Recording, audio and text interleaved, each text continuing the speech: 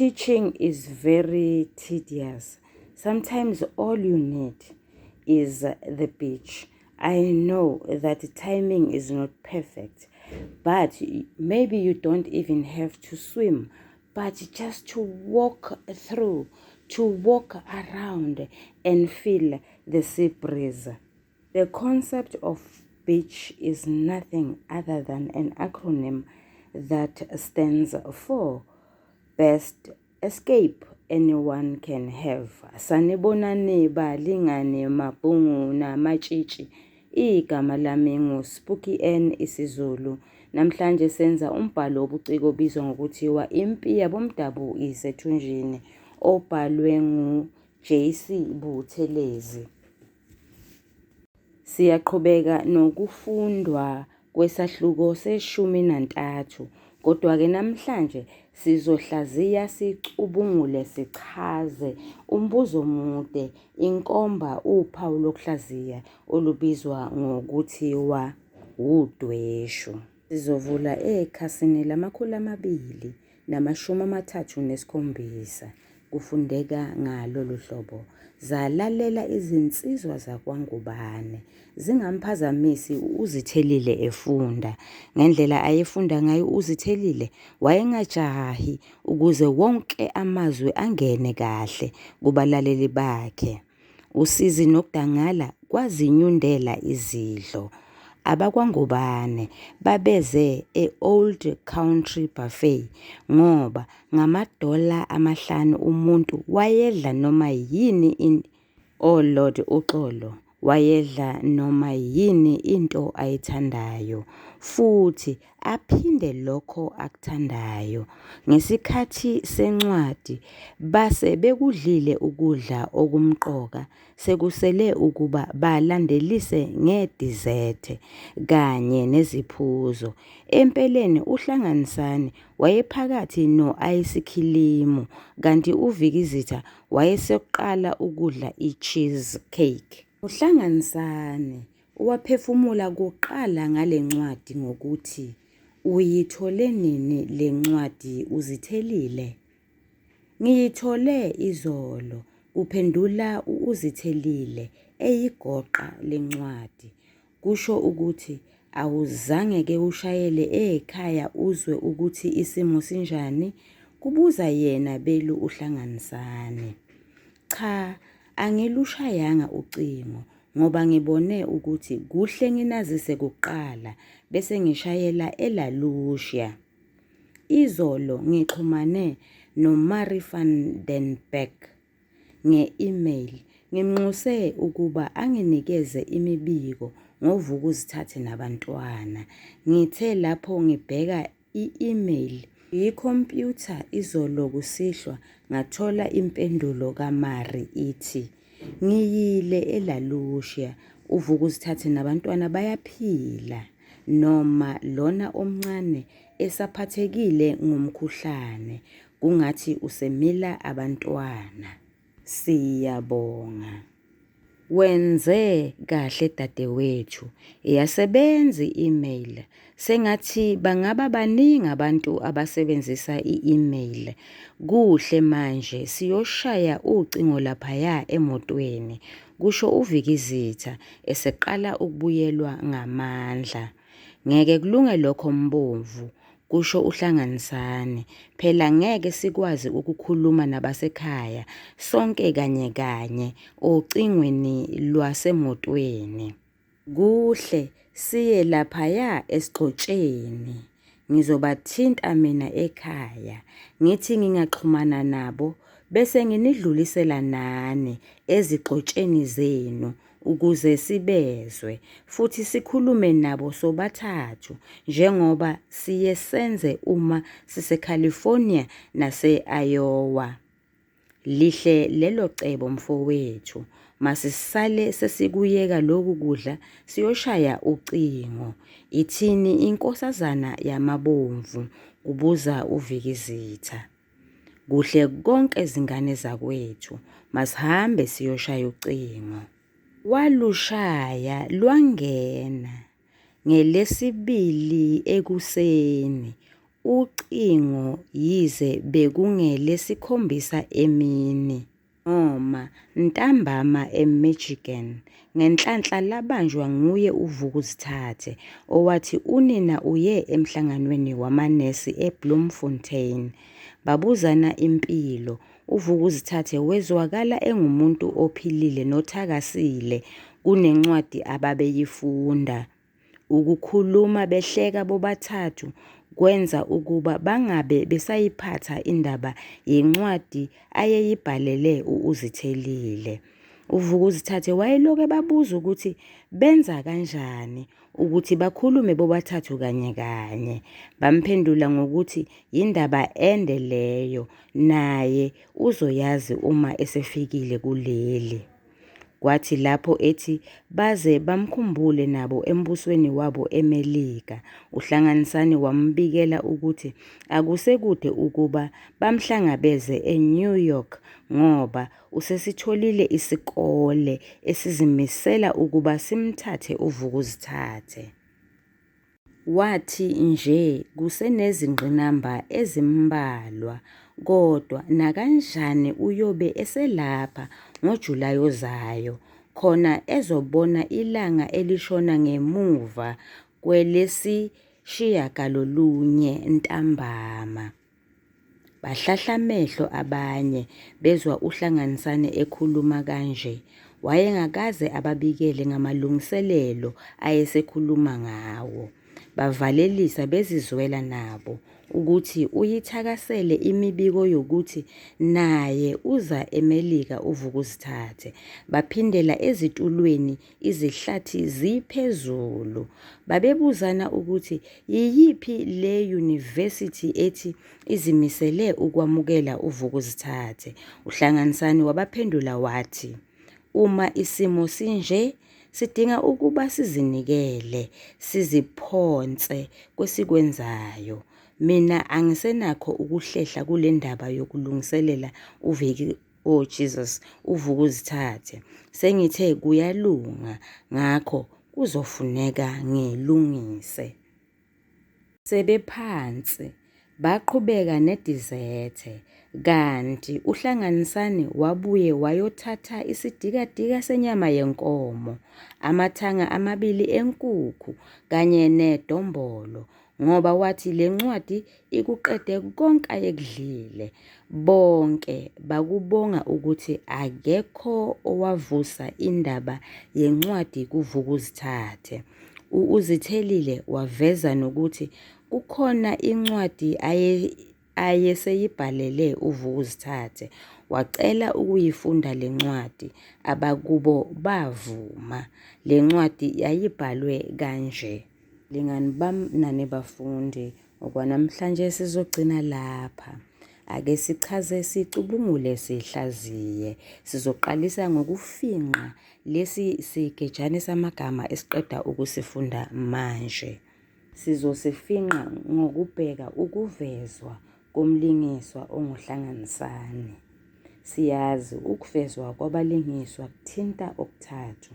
Kuthinta ubunjalo bomlingiswa, iqhaza elibanjwe yilowo mlingiswa kulo mbhalo wobuciko, izindlela lomlingiswa avezwe ngazo. Siyazazi lezo zindlela zinhlanu. Nanoma zizinhlanu, akubona bonke abalingiswa abavezwa ngazo zonhlanu. Ngakho-ke sizokhetha lokho okuhambisana nalo mlingiswa esikhuluma ngaye manje. Ubunjalo bomlingiswa onguHlanganisani bumveza njengomlingiswa osheshe afunde isimo. Uyifunde ivaliwe ukuthi uVukuzithathe akekho esimeni esihle. Wasebuka ukuthi uzomgqugquzela kanjani. Wamtshela ukuthi useqalile ukwenza amalungiselelo enyuvesi etholakala eNew York. Lokhu ubekwenzela ukuthi uVukuzithathe azizwe engumuntu, abone ukuthi bakhona abantu abamthandayo. ngokubona kwami uHlanganisani ubengakawenzi amalungiselelo ngoba bathe mabambuza ukuthi yiyiphi leyo university ezimisele ukuthatha uvukuzithathe. Kodwa wabaphendula ngokuthi lesi simo sidinga ukuthi umuntu azinikele aziphonse. Vele yena usezoqhubeka enze amalungiselelo. Ngakho-ke kuzofuneka alungise na kanjani. Lokho mina njengomfundi ofunde lesi sigejane samagama kungitshela ukuthi uHlanganisani ubengakaqali ukuyifuna inyuvesi, kodwa ngokufunda isimo wabona ukuthi kufanele-ke manje aqale, kodwa-ke abesemtshelile uvukuzithathe ukuthi ithemba likhona. uHlanganisani ungumlingiswa onothando, uyamthanda uvukuzithathe. Ngenkathi bedla kufundwa incwadi uphazamisekile, yingakho esedla okwesibili. Ubekhathazekile ngoba ecabanga ukuthi othandiweyo wakhe usebunzimeni. Kungenzeka ukuthi akasaphili nokuphila ngoba phela ukubhala incwadi akuyona into eyenzeka manje. Uyayibhala uyihambise eposini, iposi liyithathe ihamba amasolokohlo ize iyofika eMelika. Ngakho ubesecabanga ukuthi kusho ukuthi ekhaya emuva isimo sesimanzonzo. Yingakho bathi mesebebuyela emuva e-Old Country Buffet, waphinde-ke manje wathatha isidikadika senyama yenkomo, amathanga amabili enkukhu kanye nedombolo ngoba incwadi yayikuqede konke ayekudlile, okuchaza ukuthi incwadi yayimthusile kakhulu. Sesithatha ukuvezwa kwabalingiswa kwesibili, iqhaza elibanjwe ngumlingiswa onguHlanganisani kulo mbhalo wobuciko. uHlanganisani ungumlingiswa oyisicaba. Ukuhlakanipha kwakhe kusukela ebuncaneni bakhe. Namanje usebenzisa ubuhlakani ngenkathi etshela uVikizitha ukuthi abaye esigxotsheni bayoshaya ucingo ukuze uvukuzithathe ngale eNingizimu Afrika akwazi ukubezwa bekhuluma bobathathu kanye kanye. Balingani bami nani bafundi, ningixolele. Bekufanele ngilandelanise izigameko. Ngiqale eqaleni ekutheni nguHlanganisani owaphefumula kuqala. Lokho kukhombisa ukuthi isimo sishubile, asisihle, kodwa nguHlanganisani ohlahla indlela ukuze kutholakale ukuthi njengamanje ngoba abazi ukuthi kwenzakalani emuva ekhaya, ukuze bakwazi ukuqhubeka bathole ukuthi bazomsiza kanjani uvukuzithathe. Ngenhlanhla enkulu kwatholakala ukuthi uzithelile naye uyazithela izithelo ezinhle njengoba ukwazile ukuthi athume omunye wabangani bakhe ukuba ayobheka ukuthi kwenzekani eLalusha. Impendulo yayithi konke kuhamba kahle, omncane kuphela kubantwana bakavukuzithathe onenkinga yokumilisa. Ake sithathe okwesithathu okuthinta ukuvezwa kwabalingiswa, okuyizindlela abalingiswa abavezwe ngazo. uHlanganisani uvezwe elifuzile igama lakhe, uhlanganisa izinto. uHlanganisani ufuna ukuba uvukuzithathe aye eNew York. INew York isenyakatho, it is in the north. I-University yaseCalifornia isenyakatho, it is also in the north. uHlanganisani uyazi ukuthi wakwazi ukuhlanganisa izinto. uVikizitha wayibona indlela okufanele ayithathe okungeyona lena uPopi ayemfunza yona kanye noBafana. Ngakho-ke ufuna ukuba uVukuzithathe naye avuke emaqandeni ayazi impilo njengoba bona empaphala bayibona ngayo okuyimpilo enobuntu. Ubeseshilo-ke naye uVukuzithathe encwadini yakhe ukuba ufuna izingane zakhe zikhulele empaphala ukuze zibe nobuntu. Ngani bami nani bafundi, angazi uma kufanele ngiphinde ngichaze yini, kodwa la sithi zonke lezi zingane uVikizitha, uZithelile, manje uVukuzithathe. Ake siboneke njengoba siphendula umbuzo omude. Sizoqalisa ngokubhala isihloko esithi udweshu. Seqe umuqa sibhale igama elithi isingeniso. Udweshu ukungqubuzana, ukungaboni ngasolinye, ukuhilana, ukuxabana phakathi kwabalingiswa, bangaba babili noma bathathu noma ngaphezulu, noma uxabana nokuhilizana phakathi komlingisa nonembeza nemicabango kanye nemizwa yakhe.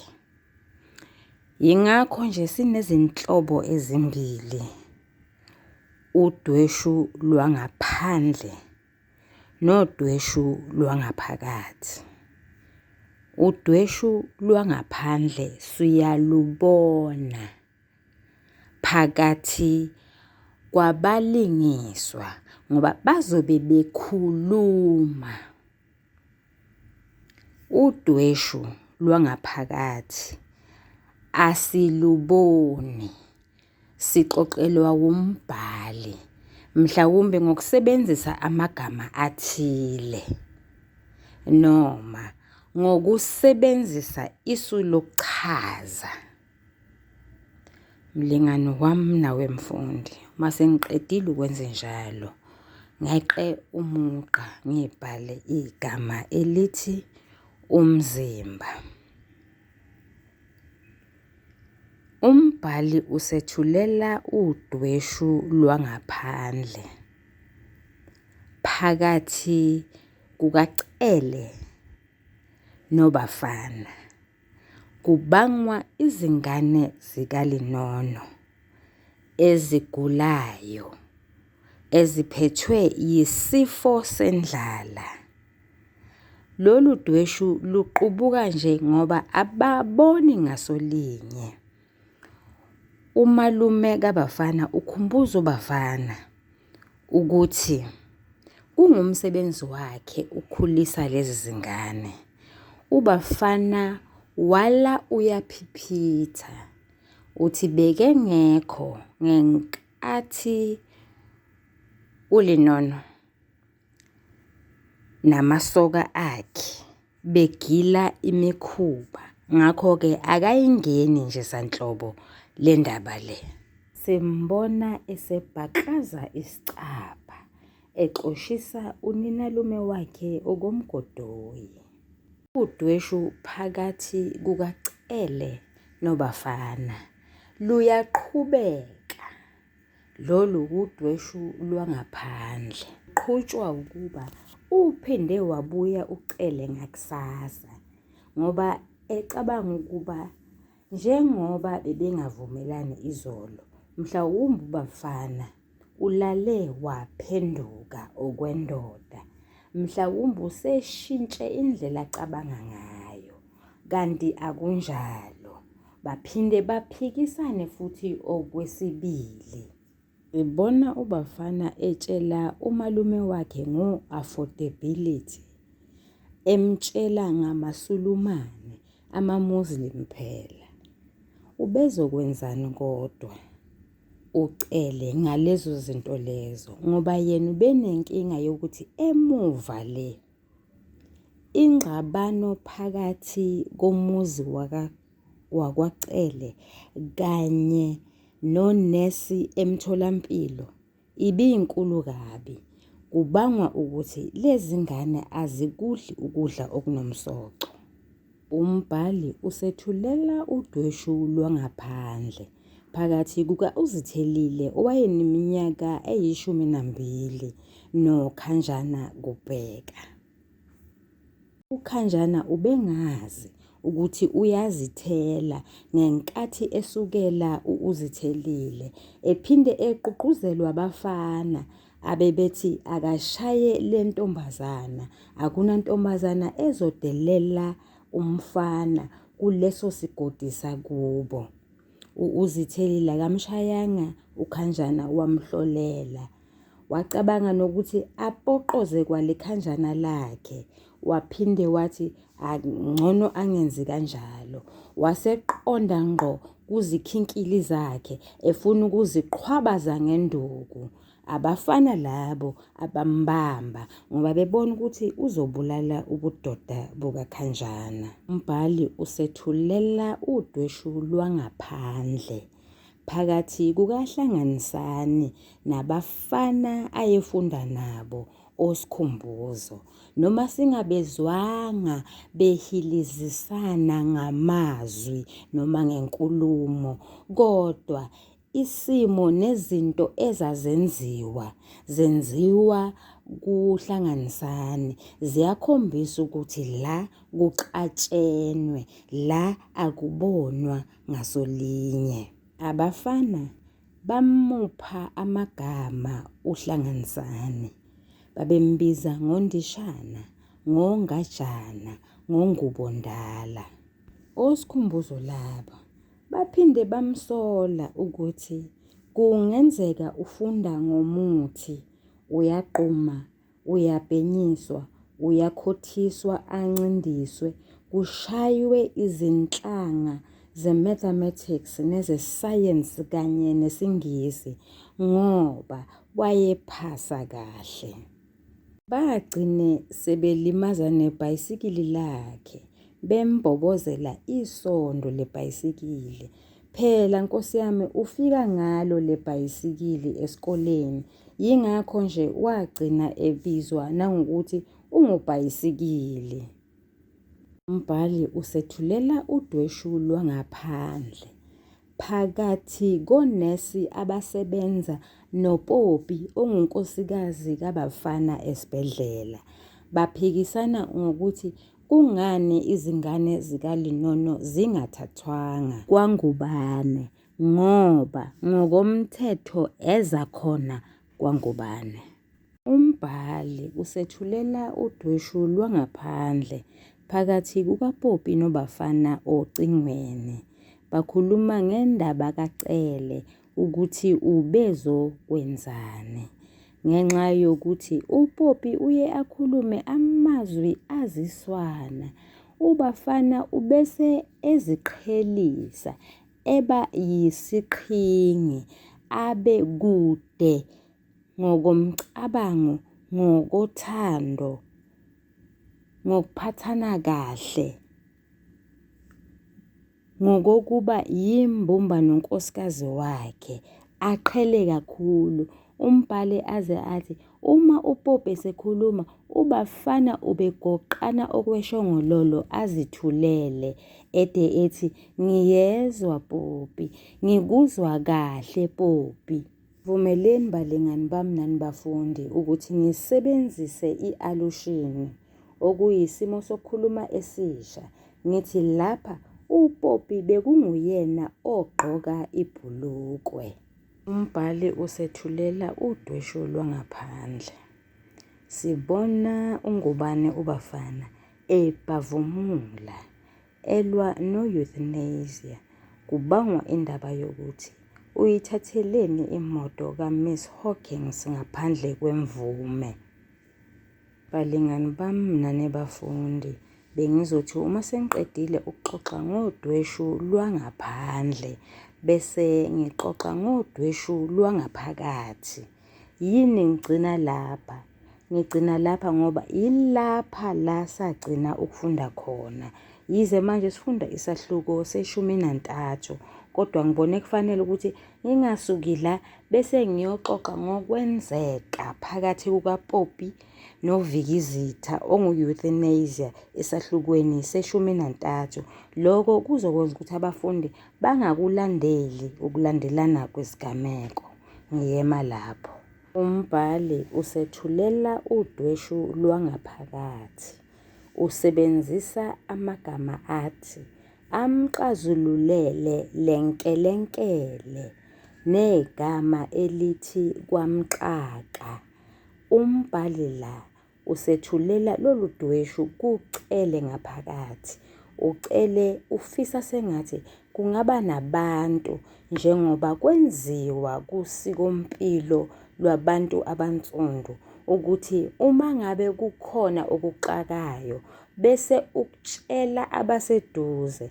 Ngakho-ke wayexakekile ukuthi uzotshela bani njengoba eseqoshiwe ngala kwamshana wakhe. Usebuka omakhelwane wabese uxakwa yinja eyayinoboya obumhlophe. Waxakwa ukuthi emadolobheni izifundiswa zinesikhathi sokukhucululana nezinja. Ukuthasisela kulodweshu lwangaphakathi olwalugubezele ucele. Umbhali usebenzisa isu lokuchaza lapho ethi ucele wayekhuluma yedwa okohlanya. Umbhali aphinde asebenzise isu lokujeqeza emuva lapho ucele ayekhumbula khona ihumusha elinguyise kabafana noLinono elase lihambe amasolokohlo laya eThekwini. Ukhumbula ukuthi alimlandanga unina wabantwana eDurban Station. Umbhali usethulela udweshu lwangaphakathi kuBen Martin owayengumlungu evakashele ifemu lapho kwakusebenza khona ubafana. Umbhali uthi amazwi kaBill Wilson athi isidingo sabelungu emalokishini senziwa ukuthi kungathatha iminyaka engu-1000 ukuba abantu bakwazi ukuzenzela izinto ezinjengokwakha.